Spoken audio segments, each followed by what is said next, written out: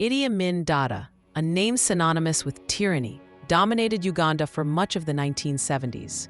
He was a figure of immense power and often bizarre self-aggrandizement. Amin bestowed upon himself numerous grandiose titles, including Conqueror of the British Empire in Africa. He also declared himself President for Life of Uganda, reflecting his absolute grip on power. His rule spanned from 1971 to 1979, a period that remains a dark chapter in Ugandan history. Amin governed with an iron fist, characterized by extreme brutality and widespread human rights abuses. His regime was also marked by severe economic mismanagement, which crippled the nation. This combination of factors led to Uganda's profound international isolation. Idi Amin seized power in a military coup d'etat in January 1971. He successfully ousted the sitting president, Milton Obote, while Obote was attending a Commonwealth summit. This sudden takeover marked the beginning of a tumultuous era for Uganda.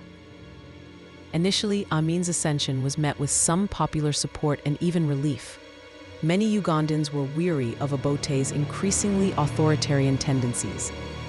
Amin promised stability, prosperity, and a return to democratic principles, which resonated with a hopeful populace. However, this initial goodwill quickly evaporated as his rule devolved into a reign of terror.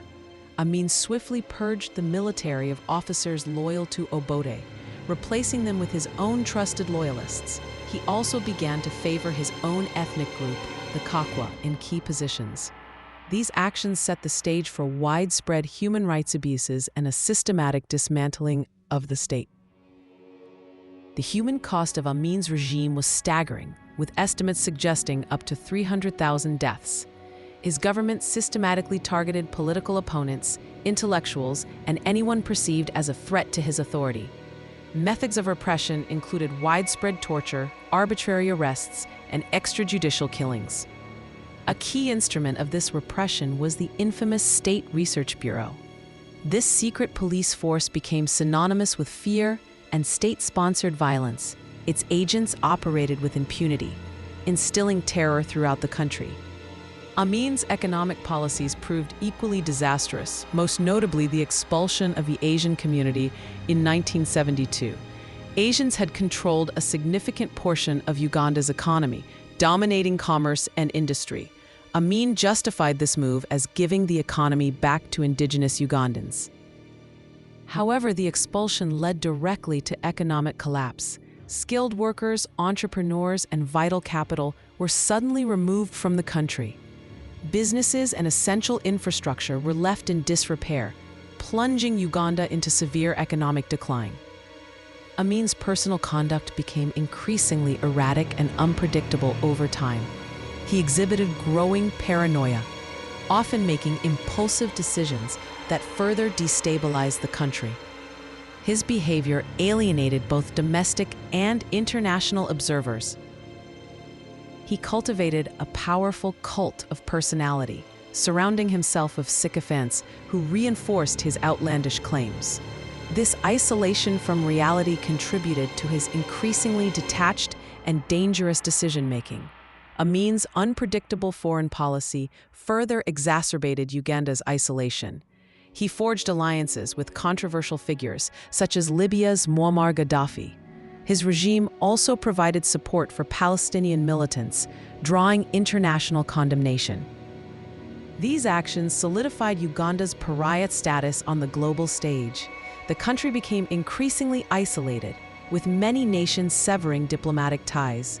This isolation left Uganda vulnerable and without significant international allies.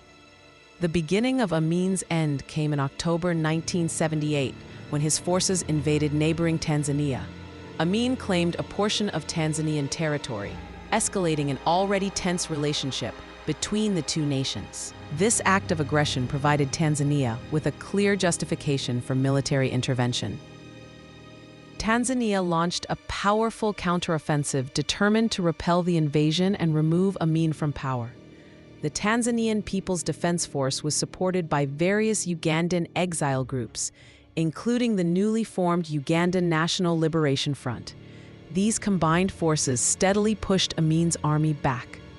The Tanzanian-led forces captured Uganda's capital, Kampala, in April 1979. With his regime crumbling, Idi Amin fled into exile, first to Libya and then permanently to Saudi Arabia. He remained in exile until his death in 2003, never facing justice for his crimes. Idi Amin's rule left a devastating and lasting impact on Uganda.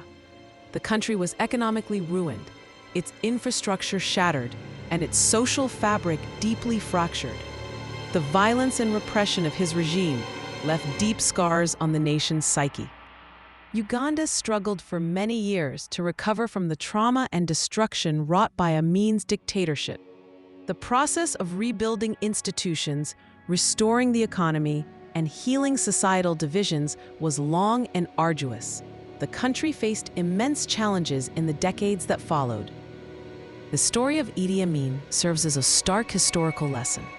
It highlights the devastating consequences of unchecked power and the dangers of authoritarian rule. His regime underscores the critical importance of upholding human rights and protecting democratic principles.